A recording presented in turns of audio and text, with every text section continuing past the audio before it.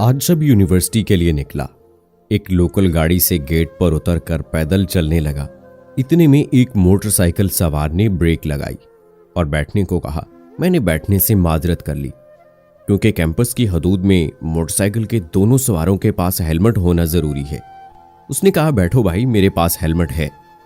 यह कहकर उसने एक हेलमेट मुझे पकड़ाया और हम दोनों बैठकर चल दिए। मैं यही सोच रहा था कि शायद किसी को लेने जा रहा होगा, इसलिए एक फालतू हेलमेट साथ रखा है। इतने में वो गोया हुआ।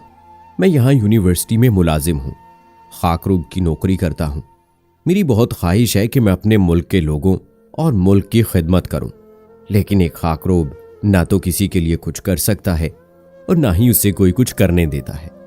लेकिन मैंने इस नीयत से एक हेलमेट फालतू खरीद रखा है कि जब भी कोई तालिब इल्म पैदल चलता हुआ नजर आए उसे लिफ्ट दे दूं। खाकरूब की ये बातें मेरे दिल पर तीर बनकर बरस रही थी। मेरा ज़मीर मलामत किए जा रहा था कि अगर एक खाकरूब मुल्क और मिल्लत की खिदमत की नीयत से एक छोटी सी सरगर्मी कर रहा है, तो मुझे और मुझ जैसे हजारों पढ़े लिखे नौजवानों को क्या हो गया है। मैंने उस अजीम शख्स के इस अजीम शान मंसूबे की तारीफ की और उसका शुक्रिया अदा किया। चंद मिनटों में उसने मुझे मेरे शोबे हाजा के आगे उतारा।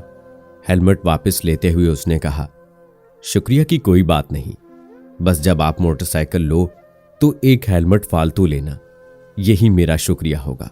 तो गोया बड़ा वो नहीं जिसका ओहदा बड़ा है, बड़ा वो है जिसका इरादा बड़ा है।